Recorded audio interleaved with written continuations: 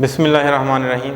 السلام علیکم عزیز طلباء و طالبات، میں ہوں پروفیسر شہزاد فیض اور آپ دیکھ رہے ہیں میرا یوٹیوب چینل۔ آج کا ہمارا ٹاپک ہے تلمیح۔ تلمیح کے بارے میں جانیں گے کہ تلمیح کیا ہے۔ عام حالات سے مختلف ذہنوں تک بات پہنچانے کے لیے کسی بات کو اچھی طرح سمجھانے کی ایک صورت یہ بھی ہے کہ اسے کسی کہانی یا مشہور مذہبی یا تاریخی واقعے کے حوالے سے واضح کر دیا جائے۔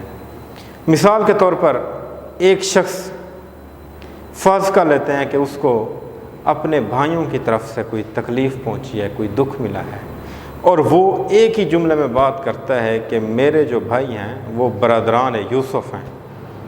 اب اس نے ایک لفظ استعمال کیا، برادران یوسف، حالانکہ اس کے ایک لفظ کی وجہ سے ساری کیفیت سمجھ آ گئی۔ کیونکہ لفظ برادران یوسف سنتے ہی ہمارے ذہن کے اندر وہ واقعہ چلا گیا کہ یوسف علیہ السلام کے بھائیوں نے اس کے ساتھ کیا کیا تھا۔ تو بس یہی بات جو ہے وہ تلمیح ہے، یعنی کسی بات کو کسی واقعے سے ریلیٹ کرنا، کسی کہانی سے، کسی مشہور تاریخی واقعہ، مذہبی واقعہ، کوئی قصہ، کوئی کہانی، جس سے اس کی بات کا مطلب جو ہے وہ واضح ہو جائے، یہ تلمیح ہوتی ہے۔ عام طور پر تلمیح جو ہے یہ عربی زبان کا لفظ ہے اور اس کا مطلب ہے اچٹتی سی نگاہ ڈالنا، اشارہ کرنا۔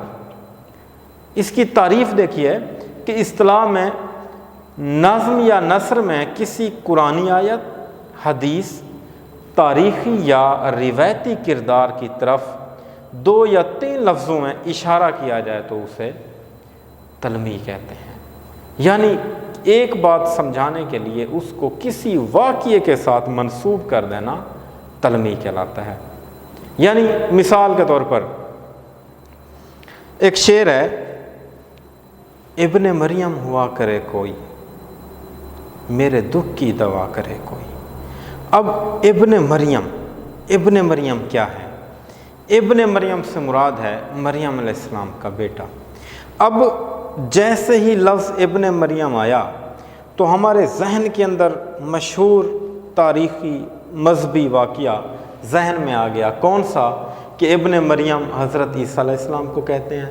ان کی پیدائش کا یہ معجزہ تھا کہ وہ صرف حضرت مریم کے بطن سے پیدا ہوئے تھے، یعنی اللہ تعالیٰ نے حضرت عیسیٰ علیہ السلام کو حضرت مریم علیہ السلام کے بطن سے بغیر والد کے پیدا کیا تھا، اور ان کی پیدائش ایک معجزہ ہے۔ خدا تعالیٰ نے آپ کو یہ معجزہ دیا تھا کہ آپ بیماروں، اندھوں اور مردوں کو تندرست و زندہ کرتے تھے، یعنی کہ عیسیٰ علیہ السلام اپنے معجزے کے ذریعے جو اللہ تعالیٰ نے ان کو عطا کیا تھا، بیماروں کو شفا یاب کر دیتے تھے اور مردوں کو زندہ کر دیتے تھے۔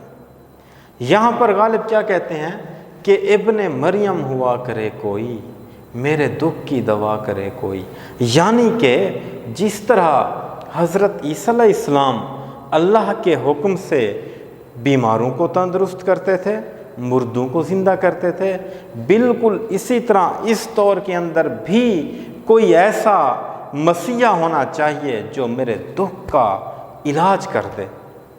تو ایک بات کر کے، یعنی ایک ابن مریم کا نام لے کر پورا تاریخی واقعہ جو ہے اس نے ہمارے ذہن کے اندر گھما دیا، تو یہ تلمیح ہے۔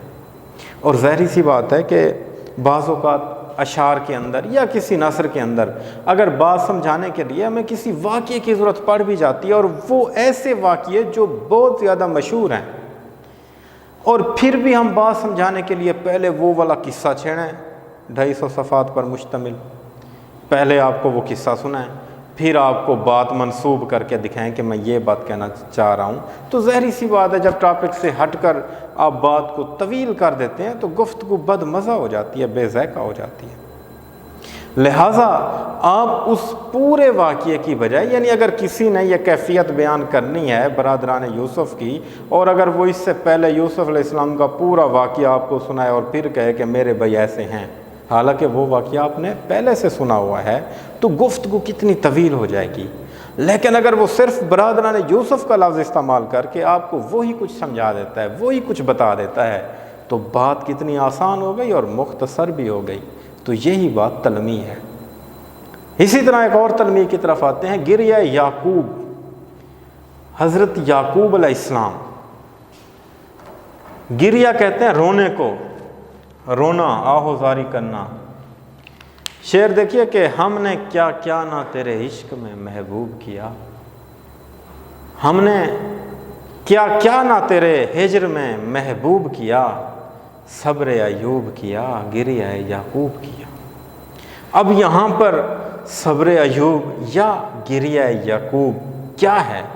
دراصل بات یہ ہے کہ یہ دو الفاظ بھی بطور تلمیح استعمال ہونے، کیونکہ اب اگر ہم بات کریں گریہ یعقوب کے حوالے سے تو گریہ یعقوب کا نام آتے ہی، یعنی گریہ یعقوب کا لفظ سنتے ہی ہمارا ذہن فوراً حضرت یوسف علیہ السلام کے والد حضرت یعقوب علیہ السلام کی طرف چلا جاتا ہے، جو کہ اپنے بیٹے یوسف علیہ السلام کی جدائی کے اندر اتنا روئے کہ ان کی آنکھیں بھی نابینا ہو گئیں۔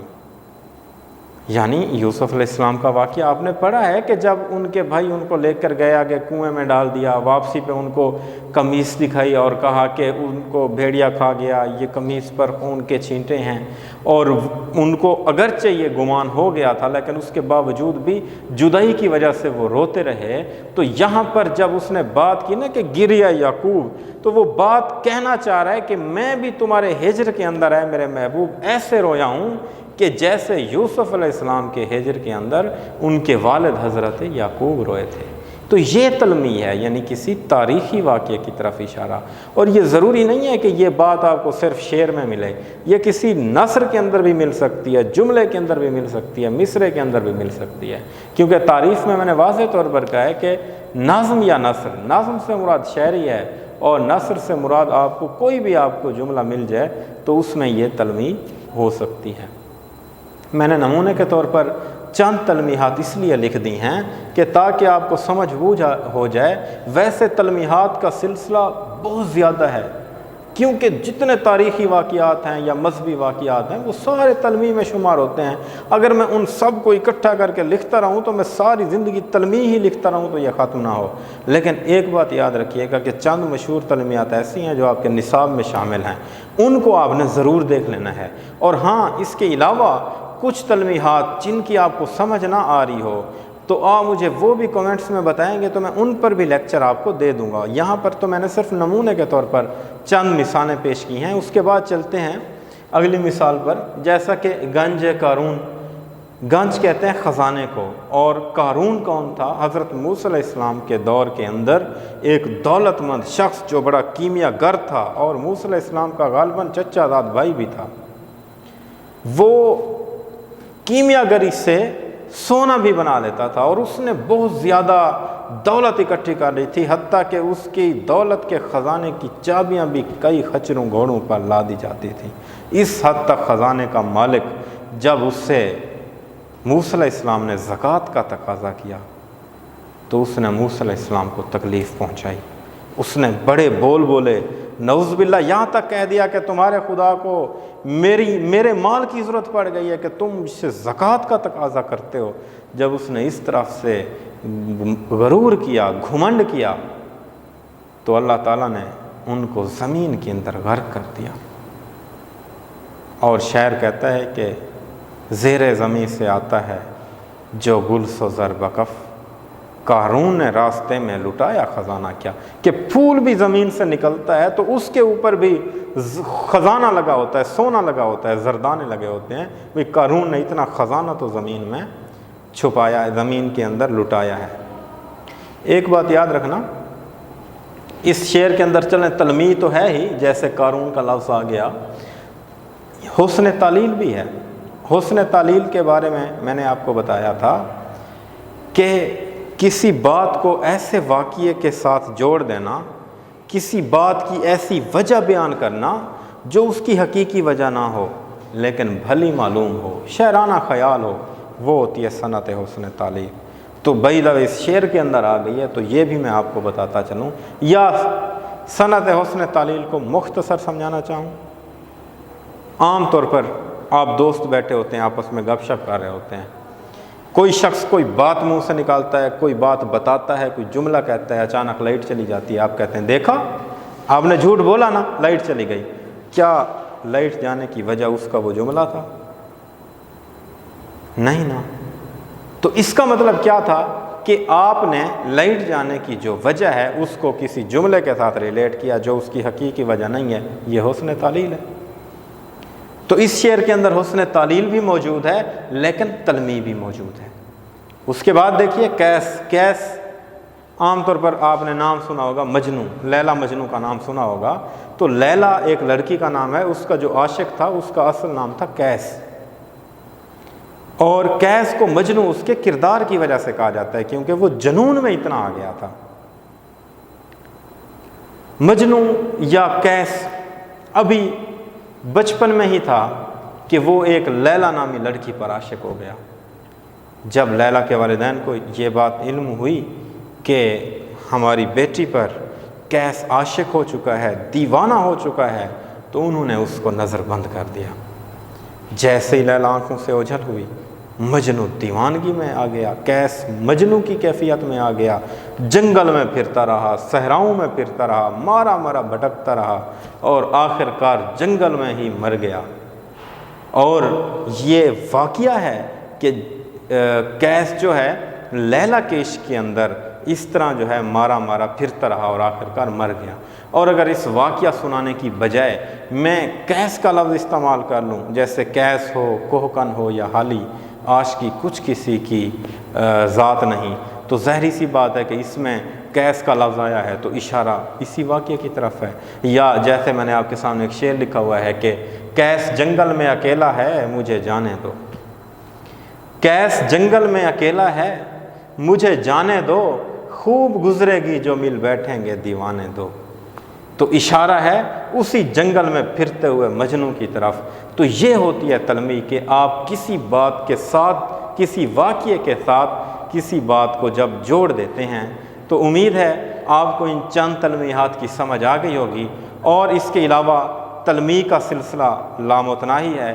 آپ کو جس تلمیح پر تفصیل چاہیے آپ اگر مجھے کمنٹس میں بتا دیں گے تو میں اگلا لیکچر اسی پر بنا کر اپلوڈ کروں گا۔ امید ہے آپ کو بات سمجھ آ گئی ہوگی۔ اپنا بہت سارا خیال رکھیے گا، دعاؤں میں یاد رکھیے گا۔ اگلے لیکچر کے ساتھ پھر حاضر ہوں گے۔ اللہ حافظ۔